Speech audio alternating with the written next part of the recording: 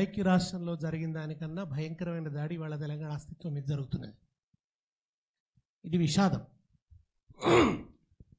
వేణుగోపాల్ స్వామి గారు చెప్పినట్టు భావజాల రంగంలో ఇంకా సమైక్యవాద పోకడలు అంతరించలేదు. వాటి ప్రాబల్యం ఇంకా ఉన్నది.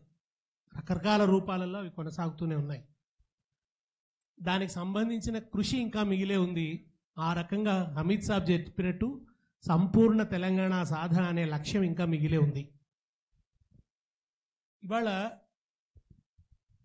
రేవంత్ రెడ్డి సమస్య ఏంటంటే మలిదశ తెలంగాణ ఉద్యమ చరిత్రని, ఆ గుర్తుల్ని మలిపేయాలన్నది ఆయన కుట్ర. కేవలం తెలంగాణ తల్లి మీద దాడి కాదు ఇది.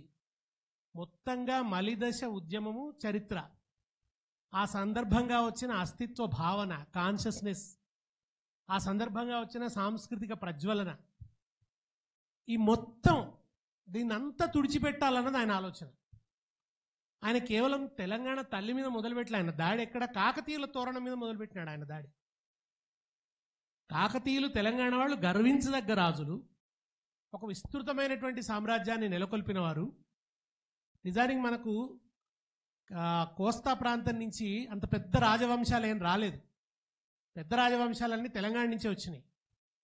రాయలసీమ నుంచి హంపి, కంపి వంటివి ఉన్నాయని అవి కూడా కాకతీయ సామ్రాజ్యంతో సరిపోలేదటి సామ్రాజ్యాలు కావు. అటువంటి ఒక సువిశాలమైన సామ్రాజ్యం కాకతీయ సామ్రాజ్యం. ఈ వేల సంవత్సరాల చరిత్రను తవ్విపోసుకున్నాం మనం తెలంగాణ ఉద్యమ సందర్భంగా. మన రూట్ ఎక్కడ ఉంది అని, ఎంత దూరం ఉంది అని. ఒక బృహత్ కథ గురించి మాట్లాడుకున్నాం. గుణాఢ్యుడు ఇక్కడే బృహత్ కథ రాసినాడని. ఒక హాలుని గాథా సప్తశతి గురించి మాట్లాడుకున్నాం. సప్తశతి ఇక్కడి నుంచే వచ్చిందని. ఎప్పుడో తెలుగుకు సంబంధించిన ప్రాచీన వాగ్రూపాలన్నీ కూడా ఇక్కడ తెలంగాణలో దొరుకుతున్నాయని ఒక మన ఆయన వేసిన శాసనం, బొమ్మలగుట్ట శాసనం గురించి, అక్కడ ఉన్నటువంటి ఆ జైన సంబంధమైనటువంటి ఆ చారిత్రక గుర్తుల గురించి ఇవన్నీ మాట్లాడుకున్నాం. ఎందుకు మాట్లాడుకున్నాం? ఇవన్నీ చరిత్ర గురించి ఎందుకు మాట్లాడుకున్నాం? రాజుల గురించి ఎందుకు మాట్లాడుకున్నాం? ఇది ప్రతిరోజు ఫేస్బుక్లో వాళ్ళు రాస్తుంటారు. ఎందుకు ఇంకా మనం తవ్విపోసుకుంటున్నాం అంటే చరిత్ర యొక్క స్పృహ. మనం చరిత్ర స్పృహను కోల్పోయాము. మనకు ఒక ఉమ్మడి చరిత్ర ఉంది, వైభవోజ్వలమైనటువంటి చరిత్ర ఉంది. ఆ చరిత్ర మనకుందనే స్పృహనే మనకు లేకుండా చేయబడ్డది. దుర్మార్గం తెలంగాణ అన్న పేరే నిషేధించబడ్డది కదా. ఇవాళ మీరు రేవంత్ రెడ్డిని చూడండి. ఇప్పుడు జననీ జన్మభూమిశ్చ స్వర్గాదపి గరీయసి, ఎవరైనా తమ మాతృభూమిని ప్రశంసించుకుంటారు.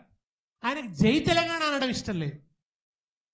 ఇంతకంటే వికృతమైన మానసికత ఇంకొకటి ఉంటుందా? జై తెలంగాణ అన్న నిదానత కేసీఆర్తో పుట్టిందా, టీఆర్ఎస్తో పుట్టిందా? అది నిజానికి 69 ఉద్యమంలోనే జై తెలంగాణ ఉద్యమం ఒక పెద్ద ఒక నిప్పు కణికలాగా వచ్చింది కదా. కానీ ఆ నినాదం మీద ఆయన కొళ్ళుమంట. ఆయన ఇప్పటికే ఎదురు చూస్తున్నాం. ఆయన ఉపన్యాసం చివరన ఆయన జై సోనియా జై కాంగ్రెస్ అంటాడు తప్ప పొరపాటున కూడా ఆయన జై తెలంగాణ అన్నాడు. అమరవీరుల స్తూపం పట్ల నిరాదరణ.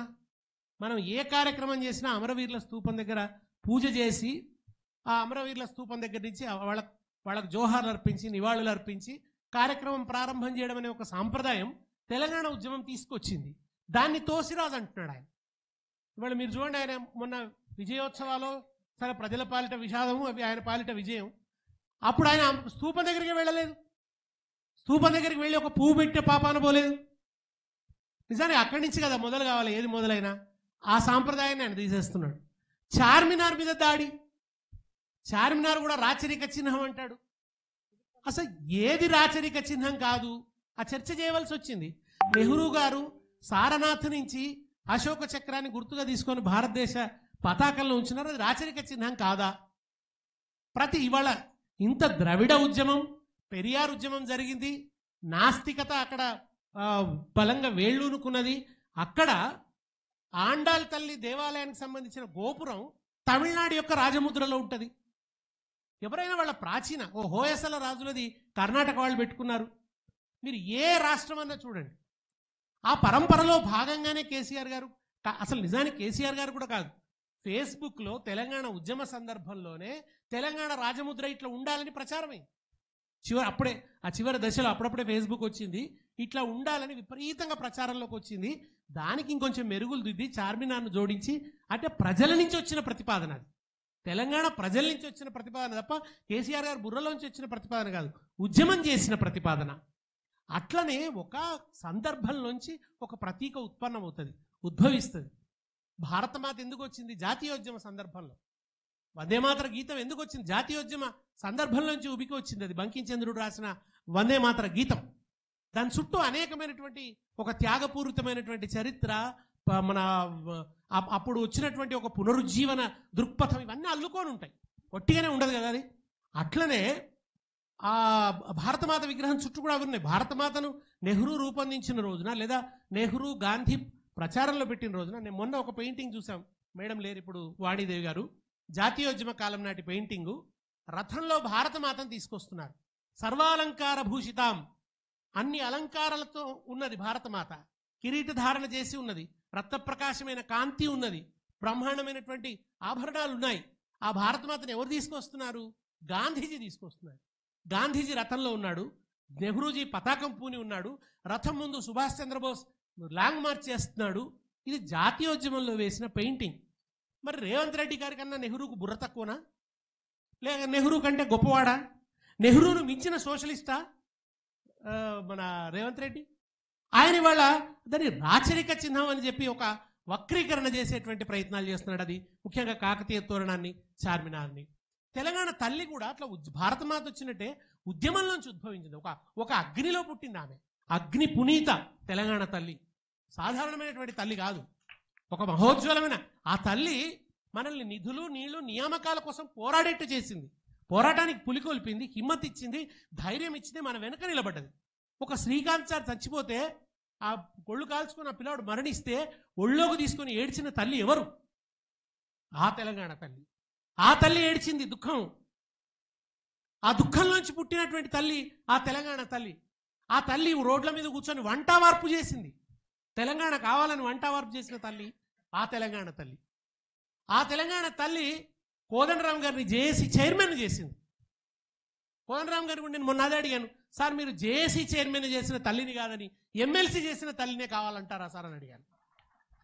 జేఏసీ చైర్మన్ చేసిన తల్లి ఆ తల్లి, కేసీఆర్ గారిని నాయకుడిని చేసిన తల్లి ఆ తల్లి, మా అందరికీ పాటనిచ్చిన తల్లి. అందశ్రీ గారు జయ జయ హే తెలంగాణ జననీ జయకేతనం అని రాస్తున్నప్పుడు ఉన్న తల్లి ఆ తల్లి. ఆ తల్లి రూపం ప్రచారంలో ఉంది. అట్లా ఆ తల్లి అందరి గుండెలలో ముద్రించుకుపోయినటువంటి తల్లి. మన పరంపరలో దేవతా రూపంలో అర్చించడం అనేది ఉంది. అదేం కేసీఆర్ గారు తీసుకురాలేదు, ఆమె దేవతా రూపంలో ఉంది. భూమాత. భూమాత ఎట్లా ఉంటుందండి? మన పురాణాలలో భూదేవి ఎట్లా ఉంది? కిరీటధారి అయి లేదా? కిరీటం ఉన్న దేవతలందరికీ దండం పెడుతున్నాం కదండి. రేవంత్ రెడ్డి కూడా దండం పెడుతున్నాడు కదా. నువ్వు నిజంగా కిరీట ద్వేషివా? కిరీటాలకు నువ్వు వ్యతిరేకమా? నగలకు నువ్వు వ్యతిరేకమా? మన దేవతలందరూ నగలు ధరించున్నారు. ఘనమైన గునుక పువ్వే గజ్జలా ఒడ్డాణమే అంటారు గౌరమ్మ గురించి పాడుతూ. తెలంగాణ వాళ్ళు ఒడ్డాణం పెట్టుకోరంటారు వీళ్ళు వచ్చి. అరే పాటలో ఉంది ఘనమైన గోగు పువ్వు అమ్మ, ఘనమైన పొన్న పువ్వే గజ్జలా ఒడ్డాణమే అని గౌరమ్మ. గజ్జల ఒడ్డాణము రేవంత్ రెడ్డి గారు మామూలు ఒడ్డాణం కాదు తెలంగాణ వాళ్ళు పెట్టుకునేది. గజ్జల ఒడ్డాణం పెట్టుకు మనం మర్చిపోయాం, ఇంకా గజ్జల ఒడ్డాణం పెట్టాలి మనం. గజ్జల ఒడ్డాణం పెట్టుకుంటారు.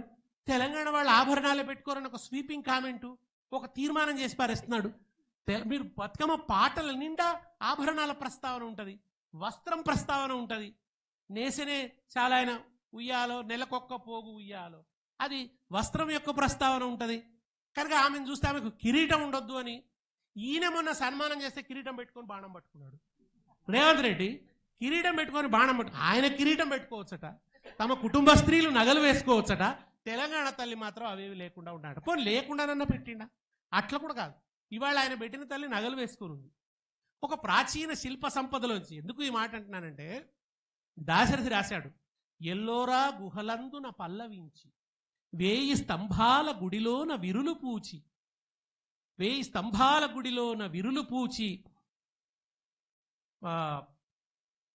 శిల్పి ఉలిముక్కులో వికసించినట్టి నా తెలంగాణ కోటి అందాల జాడాన.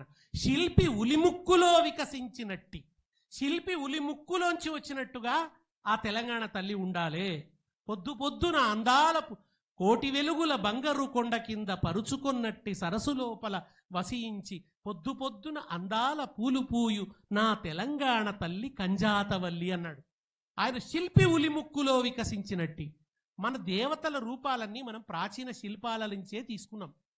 మనకు ఆధారం ఏమిటి? ఈ దేవత ఇట్లా ఉంది అట్లా ఉంది అనడానికి ప్రాచీన శిల్పాలు, మహారాజులు వాళ్ళు నిర్మించినటువంటి దేవాలయాలు. ఆ దేవాలయాలు కూడా ఆగమశాస్త్రం ప్రకారం, శిల్పశాస్త్రం ప్రకారం, మేడం ఇంతకుముందు చెప్పినారు, ఆ శిల్పశాస్త్రం ప్రకారం నిర్మించబడ్డ శిల్పాల ఆధారంగానే దేవతా రూపాలు చిత్రించుకున్నాం. రవివర్మ దేవతా రూపం చిత్రించినప్పుడు కిరీటం పెట్టినాడు. ఇప్పుడు రేవంత్ రెడ్డి ఉంటే ఎవరికి రవివర్మను కూడా కొడతాడో ఎవరి. ఇప్పుడు రవివర్మ కిరీటం పెట్టుడు తప్పంటాడా రేవంత్ రెడ్డి? ఇప్పుడు రవివర్మ మన దేవతా రూపాలను చిత్రీకరిస్తే సీత అయినా ఎవరైనా కానీ ఆయన చిత్రించిన ప్రతి ఆమె కిరీటధారణ చేసి ఉన్నది. ఆయన సృష్టించిన లక్ష్మీదేవే ఇవాళ ప్రచారంలో ఉన్నది. మనం చూస్తున్న క్యాలెండర్ అంతా రవివర్మ, సరస్వతీదేవి, రవివర్మ, ఆ తల్లుల ప్రతిరూపంగానే ఆమె కూడా ఉన్నది. మీరు వేముల వాడబోండి, బద్దిపోచమ్మ కిరీటం లేదా? బహుజనుల దేవతలే నేను మాట్లాడేది. బద్దిపోచమ్మకు కిరీటం లేదా? కొండపోచమ్మకు కిరీటం లేదా? గండి మైసమ్మకు కిరీటం లేదా? వీళ్ళందరూ కిరీటధారులయ్యే ఉన్నారు కదా. ఒక్క తెలంగాణ తల్లికి కిరీటం ఉండొద్దట. తెలంగాణ తల్లి కిరీటం ఉండొద్దని ఒక వికృత వాదన, కుతర్కం.